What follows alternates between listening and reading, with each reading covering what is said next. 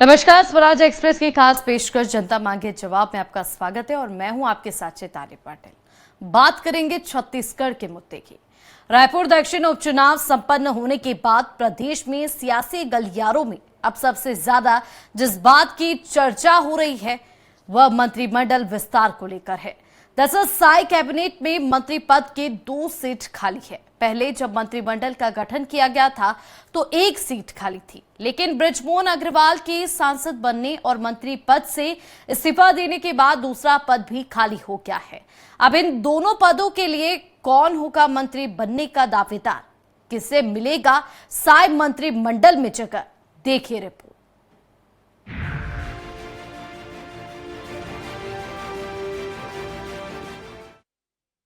छत्तीसगढ़ में बीजेपी सरकार को 13 दिसंबर के दिन 1 साल का कार्यकाल पूरा हो जाएगा। बता दें कि 13 दिसंबर को मुख्यमंत्री और 2 उप मुख्यमंत्री पद की शपथ हुई थी। उसके बाद 22 दिसंबर को 9 मंत्रियों ने शपथ ली थी। फिर तत्कालीन मंत्री बृजमोहन अग्रवाल को लोकसभा चुनाव लड़ाया गया और वे अच्छे मतों से जीतकर सांसद भी बन गए। उनकी वजह से खाली हुई रायपुर दक्षिण विधानसभा सीट पर भी अब चुनाव हो गया। इसमें भी बीजेपी का पताका लहराया। वहीं छत्तीसगढ़ मंत्रिमंडल में मुख्यमंत्री समेत 13 मंत्री शामिल हो सकते हैं, लेकिन अभी 11 मंत्री हैं। मंत्रियों के 2 पद खाली हैं। ये तो था बीजेपी का सरकार बनने से अब तक का लेखा जोखा। अब ये माना जा रहा है कि जल्द ही खाली पड़े दोनों मंत्री पदों पर समीकरण के हिसाब से नियुक्ति संभव है। इनमें एक पद रायपुर कोटे से बनाए जाएंगे, वहीं दूसरे को लेकर अब भी संशय बरकरार है। रायपुर दक्षिण उपचुनाव के बाद मंत्रिमंडल विस्तार की अटकलें तेज। एक नए और एक पुराने विधायक को कैबिनेट में मिल सकती है जगह।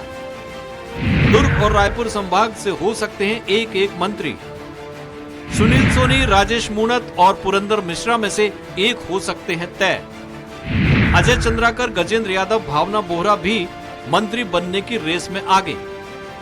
मंत्रिमंडल में विस्तार को लेकर लंबे समय से चर्चा चल रही है। ऐसे में सियासी बयानबाजी का दौर भी जारी है। इधर कांग्रेस मंत्रियों की नियुक्ति में हो रही देरी के लिए बीजेपी में गुटबाजी को वजह बता रही है। कांग्रेस का मानना है कि बीजेपी में अव्यवस्था का आलम है, सरकार नाम की कोई चीज नहीं है, तो बीजेपी इसे मुख्यमंत्री का विशेष अधिकार बता रही है।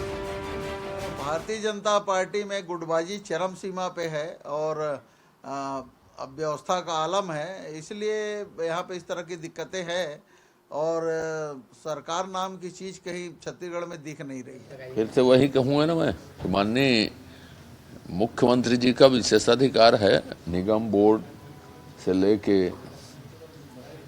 मंत्रिमंडल की नियुक्ति जब वो करना चाहेंगे स्वतंत्र हैं।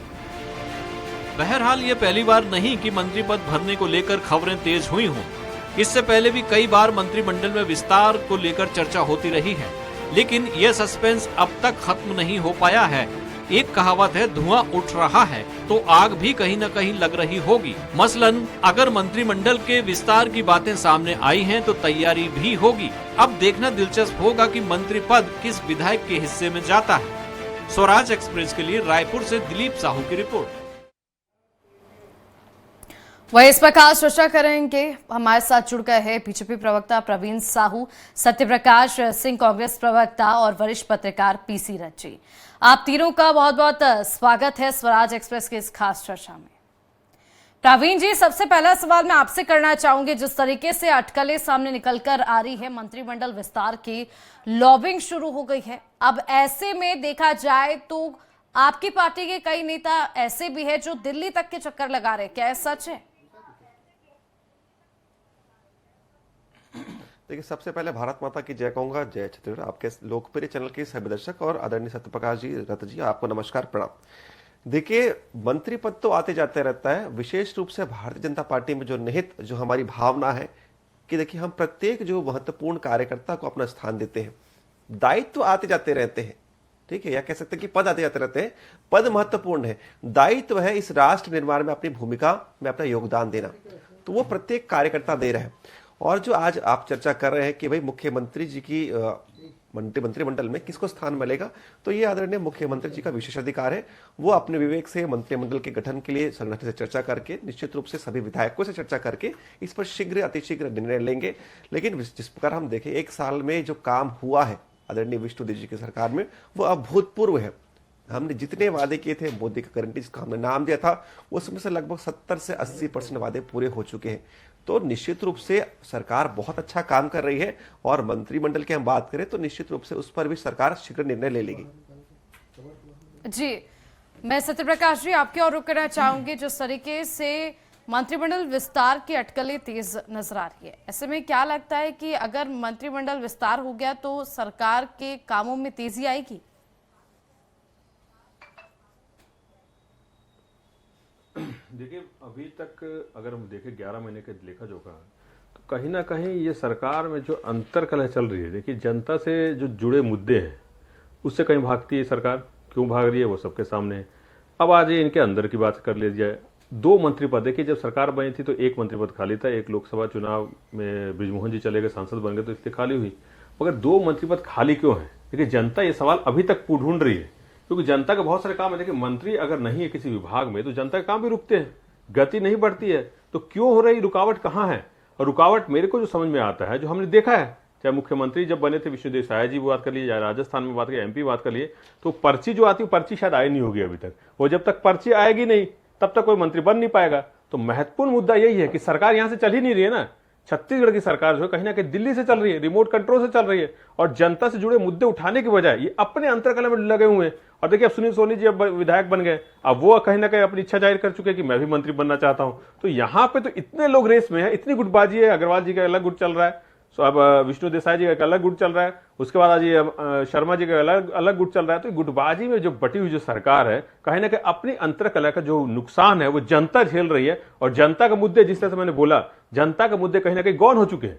अपनी अंतर्कलह ये सुधार ले, जनता के मुद्दे समझे, अपने जो मंत्री पद जो खाली है उसको भरे, और जनता के जो काम में तेजी आनी चाहिए वो लेके आना बहुत जरूरी है। क्योंकि आप जब घोषणाएं की थी, आपने जनता के बहुत सारे वादे किए थे, जो वादे कहीं ना कहीं पूरे नहीं हो रहे हैं और जनता भटक रही है, दर दर भटक रही है, सिर्फ और किसी वजह से, आपकी अंतर्कलह की वजह से, आपकी असंवेदनशीलता की वजह से। और जनता जो भटक रही है उस पर हम विपक्ष के नाते उनकी आवाज उठा रहे हैं, और विपक्ष के नाते जो हमारा धर्म बता आवाज उठा रहे हैं। मगर सरकार जो ना विपक्ष सुन रही है, जनता सुन रही है। हमारी तो बस एक मांग है कि आप मंत्री पद भर दीजिए, निगम मंडल में नियुक्तियां कर दीजिए, और जनता से जुड़े जो काम होने चाहिए वो कर लिए, गति लेकर आइए। आपकी सरकार है, प्रथम दायित्व है वो आपका बनता है।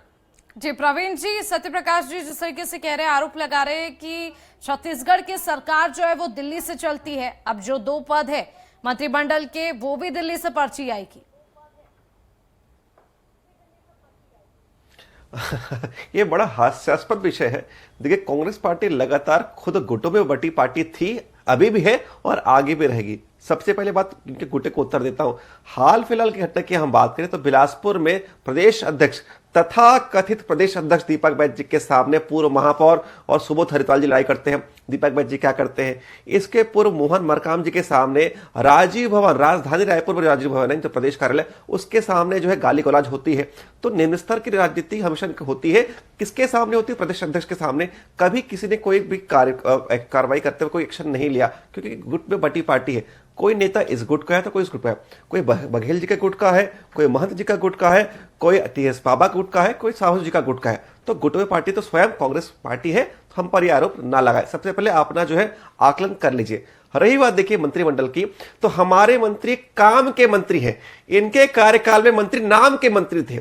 मैं विद प्रूफ बताता हूं, TS देव जी थे जब डिप्टी CM थे और जब मंत्री थे तब वह कहते थे कि भाई वो मंत्री तो है लेकिन उनके किसी फाइल में साइन करने का अधिकार नहीं है, क्योंकि फाइल में साइन करते भी हैं तो भी उस फाइल का अर्थ नहीं है, क्योंकि जब तक भूपेश बघेल जी सहमति नहीं देते थे कोई भी फाइल का अप्रूवल नहीं मिलता था। यही बात तामिल साहू जी भी कहते थे। तो भाई केवल नाम के मंत्री थे, वही हमारे अगर बात करें तो सारे के सारे काम के मंत्री है। जनता से जुड़े हुए विषय को हम उठाते हैं और धरातल पर काम कर लेने पार्टी भारतीय जनता पार्टी है। तो ये देखिए बहुत अंतर भाजपा और कांग्रेस में है। केवल एकजुट इसलिए होते थे क्योंकि भ्रष्टाचार करना था। वही भाजपा अगर काम बात करें तो हमने लगातार धरातल के विषयों को उठाया है। मैं अगर बात करूं तो देखिए 5 साल की सरकार थी, प्रमुख विषय बात करता हूं, SI की भर्ती नहीं कर पा रहे थे। जिस भर्ती को हमने चालू किया था उस 5 साल तक भर्ती नहीं कर पाए। हमारी सरकार आती है 1 साल के भीतर वो रुपए भर्ती निकल जाती है। हमने कहा था कि हम धान का जो है 3100 रुपए दाम देंगे, वो हम दे रहे हैं। 21 क्विंटल प्रति एकड़ की खरीदारी हो रही है। बहुत सारे विषय है। बार बार ये आरोप लगाते थे कि महातारी को पैसा नहीं मिलेगा। चुनावी जो है बिगुल है, चुनावी कह सकते हैं कि ढकोसला है। जैसे सरकार बनती है प्रत्येक पात्र महिलाओं के खाते में आज पैसा पहुंच रहा है। प्रत्येक, अगर मैं कहूं महीने में, तो लगभग 70 लाख महिलाओं के खाते में प्रत्येक माह 1000 रुपए पहुंच रहा है। तो सारे विषय सरकार पूरी कर रही है। कांग्रेस तो केवल जो है ये देख रही है कि किस बार एकजुट हो, क्योंकि एकजुट होने का कोई साधन मिल नहीं रहा है। जब भ्रष्टाचार करने के लिए एकजुट थे तब तो ठीक थे, लेकिन अभी तो केवल अगर देखें तो केवल बूटू भटी पार्टी है। आरोप लगाने के पास इनके पास कोई काम नहीं है।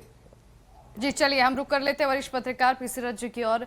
पीसी रथ जी, जिस तरीके से मंत्रिमंडल विस्तार की बातें सामने आ रही है, तो आखिर इस वक्त इस मंत्रिमंडल विस्तार की जरूरत क्यों पड़ रही है? ना ही कोई चुनाव है, ना ही कोई चुनाव होने वाले हैं। जी देखिए, जब सरकार बनी थी तो ऑलरेडी एक पद मंत्री का खाली था। उसके बाद बृजमोहन अग्रवाल जी के चले जाने के बाद, जो है सांसद बनने के बाद, फिर दूसरा पद भी खाली हो गया। तो पहले से ही जो बाकी कार्यकर्ता हैं वो सब नजर लगाए हुए हैं कि कब हमारा नंबर आएगा और सरकार में हमको भी भागीदारी करने का मौका मिलेगा। तो एक तो ये सरकार के जो अपने भाजपा के अपने कार्यकर्ताओं के बीच वो चल रही है कि किसे मंत्री बनने का अवसर मिलेगा। दूसरा ये कि जो विभाग जिस मंत्री के अंतर्गत होते हैं, जैसे उच्च शिक्षा और स्कूल शिक्षा, दोनों बहुत बड़े विभाग हैं, बहुत ज्यादा जिससे जनता से जुड़े हुए डायरेक्ट डीलिंग वाले डिपार्टमेंट हैं। उनमें अगर मंत्री नहीं है तो लंबे समय से बहुत सारे विभाग की अपेक्षाएं, कसावट जो है, प्रशासनिक कसावट पे फर्क पड़ता है। तो अब जैसे मंत्री नहीं है, देखिए मंत्री जब थे तब बृजमोहन अग्रवाल जी ने जो बात कही थी पिछले दिनों, वो एक बात फिर सामने आई थी कि 73,000 पद रिक्त हैं शिक्षकों के, जिसमें 33,000 के लिए उन्होंने बाकायदा जारी किया था और उसके बाद भर्ती की घोषणा की थी, लेकिन वित्त मंत्रालय में कहीं फाइल अटक गई। अगर कोई कद्दावर मंत्री होता तो वित्त मंत्रालय से स्वीकृति करवा करके भर्तियां शुरू हो जाती। तो इस तरह से मंत्री के होने से बहुत फर्क पड़ता है और विभागीय कार्यवाही में बहुत अंतर आ जाता है अगर सीधे मुख्यमंत्री के पास वो विभाग है। तो जनसंपर्क का विभाग भी उसी तरह से है। पत्रकारों के बहुत सारे मामले लंबित पड़े हुए हैं। पत्रकारों की पेंशन 8-8, 9-9 महीने से सम्मान निधि के नाम पे जो पेंशन दी जाती है वो रुकी हुई है, उसकी कोई मीटिंग नहीं हुई है। और दूसरे मुद्दे जो पत्रकारों के बीमारियों पे जुड़े हुए मुद्दे रहते हैं वो भी रुके हुए हैं इसी तरह से। तो जनसंपर्क मंत्री का विभाग भी जो है वो मुख्यमंत्री के पास है। तो इस तरह से बहुत सारी चीजें विभागीय मंत्री के ना होने से जो है प्रभावित होती हैं। और अगर मंत्री होते तो शायद कसावट बढ़ती और अधिकारियों की तुलना में जनता से जुड़ाव नेताओं का ज्यादा माना जाता है। तो जनता जो है अपनी शिकायत नेताओं से करती है, अपनी मांगों को नेताओं के सामने रखती है और वो उसको पूरा करवाते हैं। लेकिन मंत्री नहीं होने से वो निश्चित रूप से कहीं ना कहीं फर्क पड़ रहा है। और इसी तरह से तबादलों को लेकर के कि अच्छे अधिकारियों की नियुक्ति सही जगह पे हो, उसके लिए भी फीडबैक जनता से आता है मंत्रियों के पास और मंत्रियों की तरफ से उस तरह से फाइल आगे बढ़ाई जाती है। तो वो सब चीजें भी रुकी हुई हैं। इसीलिए इस बात को लेकर के कहा जा रहा है कि जल्दी से जल्दी नियुक्तियां हो तो कम से कम सरकार अपनी पूरी सक्षमता से काम कर सके। जी प्रवीण जी, आपके और रुक करना चाहूंगी। मंत्रिमंडल का विस्तार होगा, 2 सीटें जो है 2 सीटों पर मंत्री बनेंगे, तो क्या लगता है कि इस बार जो ये 2 सीटें हैं इस पे पुराने वरिष्ठ और कद्दावर नेता मंत्री बनेंगे, या फिर जैसे कुछ नया जो छत्तीसगढ़ करती है हर बार, कुछ नया चेहरा जो जिनको जानते भी नहीं है लोग ज्यादा तरीके से, वरिष्ठ नेताओं के कंपैरेटिवली अगर देख ले, तो क्या इस बार भी बीजेपी कुछ नया करेगी? देखिए, मैंने पहले ही कहा कि मंत्रिमंडल में विस्तार का विशेषाधिकार माननीय मुख्यमंत्री जी को है। लेकिन आप देखेंगे चाहे सत्ता हो चाहे संगठन हो, अनुभव के नेत्र भी है और उत्साह के चरण भी है। हमको पुराने नेता है, जो वरिष्ठ नेताओं का अनुभव का लाभ मिल रहा है, और को जो नए हमारी युवा शक्ति है उनका भी निश्चित रूप से उनके ऊर्जा का हमको लाभ मिल रहा है। तो निश्चित रूप से सभी का समर्थन पार्टी करेगी और हमारा जो मंत्रिमंडल है सभी का परिपूर्ण होकर उनका अनुभव को प्राप्त होगा, मैं ऐसा अपेक्षा करता हूं। लेकिन पुनः इस बात को मैं दोहराता हूं कि ये विशेषाधिकार माननीय मुख्यमंत्री जी के पास है। आने वाले समय पर इसका उत्तर हम सभी को जल्दी मिल जाएगा। जी सत्यप्रकाश जी, जिस तरीके से आप लगातार अभी आरोप लगा रहे थे कि छत्तीसगढ़ की सरकार जो है वो दिल्ली से चलती है, और क्या आपको लगता है कि ये जो 2 नाम है वो भी दिल्ली से ही आएंगे?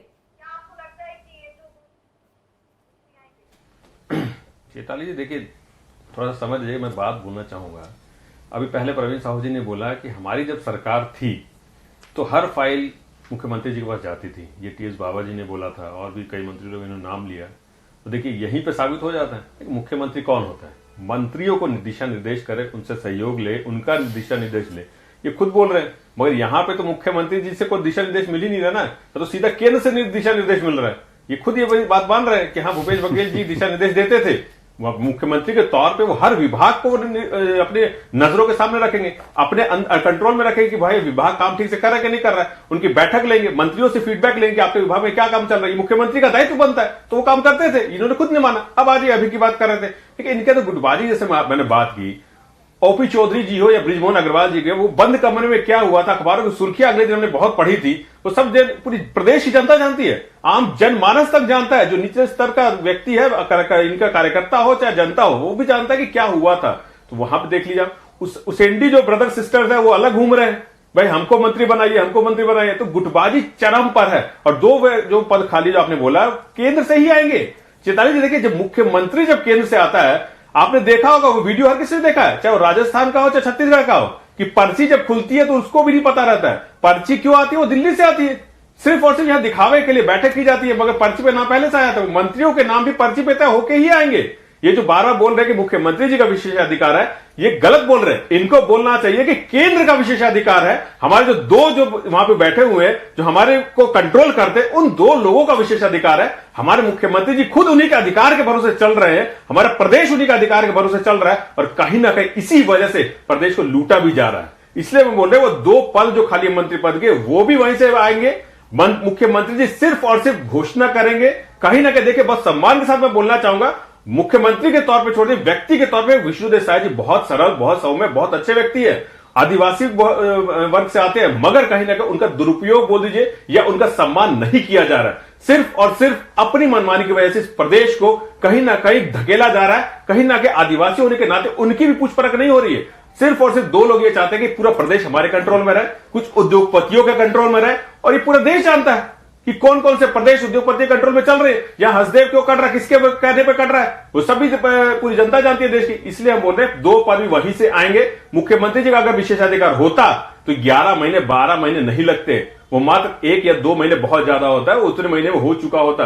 क्योंकि भूपेश बघेल जी भी यहां थे मुख्यमंत्री, कितने दिन में हुआ था बता दीजिए। पीसी राज जी बैठे, 1 साल लगा था क्या। निगम मंडलों में इनके कार्यकर्ता, जमीनी स्तर के कार्यकर्ता जो दरी बिछाते हैं, वो बेचारे आज तक रो रहे हैं कि हमने इतना मेहनत किया, हमको पूछ परख नहीं हो रही है, निगम मंडल में भी नियुक्तियां नहीं हो रही है। क्यों नहीं हो रही है? सिर्फ इसी वजह से। कहीं ना उसमें भी पर्चियां आएंगी, हमारे खेमे का है, हमारे खेमे का, हमारे खेमे। हम तो चाहते हैं, प्रवीण साहू जी को शुभकामनाएं देते कि इनको भी कोई निगम मंडल मिले, मगर इनको मालूम है कि इनको मिलेगा नहीं। अगर किसी खेमे को होगी तो हो सकता है मिल जाए, वो अलग विषय है। मगर देखिए, यही बोल रहे, जमीनी स्तर के कार्यकर्ता तक को वहां सम्मान नहीं मिल रहा है। सिर्फ अपनी गुटबाजी की वजह से अपने लोगों को कहीं ना कहीं बैठाने के लिए, अपने लोगों को कहीं ना कहीं प्रोत्साहित करने के वहां कार्यक्रम चल रहा है। इसलिए हमारे प्रदेश की जनता देख रही है, उनको काम चाहिए। आपकी गुटबाजी कहीं ना कहीं आप किनारे रखिए, जो वादे आपने किए थे उसके ऊपर काम कीजिए, उसको कहने का भरोसे में लेकर आइए। अपराध जो बढ़ रहा है उस पर बात कीजिए, आदिवासियों को जो खून आपने बहाया है उस पर कहने के लिए लगाम लेकर आइए। इसलिए हम बोले, चाकू जो बलात्कार जो हो रहा है उस पर काम कीजिए। आप महतारी बंधन की बात कर रहे थे, अभी आपने देखा जब चुनाव से अभी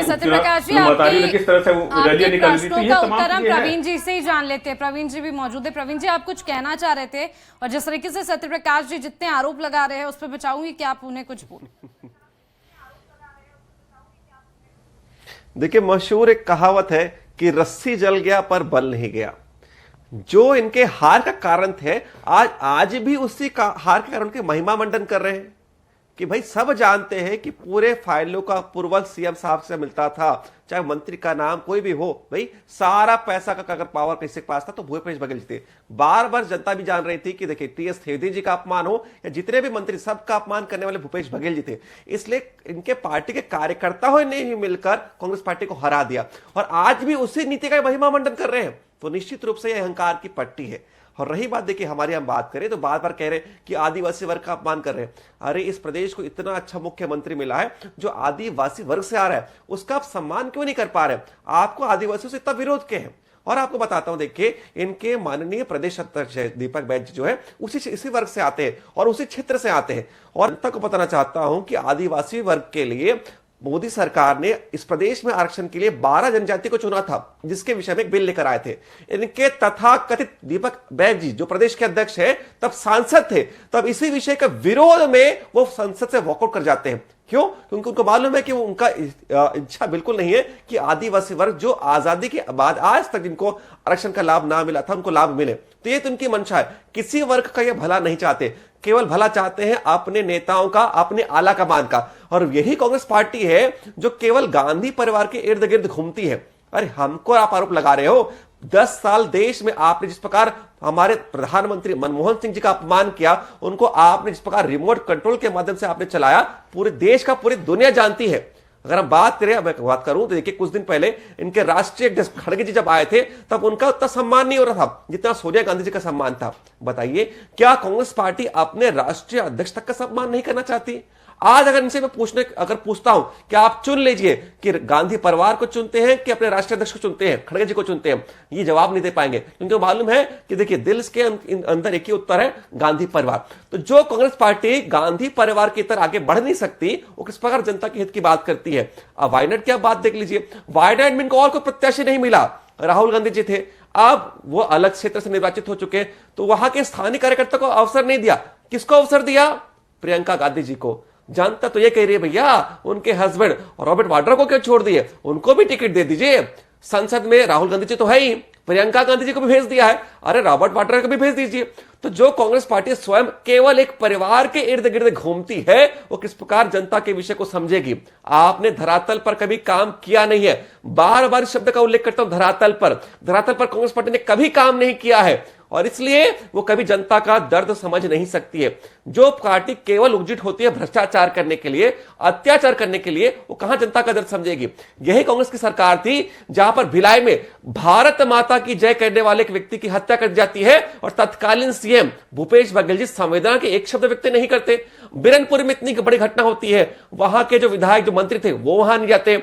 वहां अगर बात करें तब तत्कालीन गृह मंत्री वो नहीं जाते, और यही भूपेश बघेल जी जो सीएम थे, जो यूपी जाके हल्ला कर रहे थे, तब उनमें नैतिक साहस नहीं था कि वहां पर जाए। तो पिछले 5 साल में प्रदेश में कानून व्यवस्था क्या थी, इस पर आप तो बोलने का आपको कोई नैतिक अधिकार नहीं है। जब से विष्णुदेव जी की सरकार है, प्रत्येक वर्ग का अपने विकास किया है, और इसलिए हम कह सकते हैं कि बम्पर जीत रायपुर दक्षिण के उपचुनाव में मिला है। और गुटों में बटी पार्टी का प्रमाण इसलिए मिलता है कि आकाश शर्मा जी कहां से टिकट लेकर आएंगे खुद को पता नहीं है। भूपेश बघेल जी हो, चाहे वो सिंहदेव जी हो, चाहे प्रदेश अध्यक्ष जी हो, सब बगले छा करते कि टिकट कहां से लेकर आए, क्योंकि देखिए उनको मालूम था कि भाई उनके मनपसंद का प्रत्याशी तो था ही नहीं। ये निश्चित रूप से परिवारवाद के माध्यम से, अपने जो ससुर जी के माध्यम से प्रयास करते टिकट लेकर आए, तो फिर से प्रमाणित हो गया कि कांग्रेस पार्टी यानी परिवारवादी पार्टी।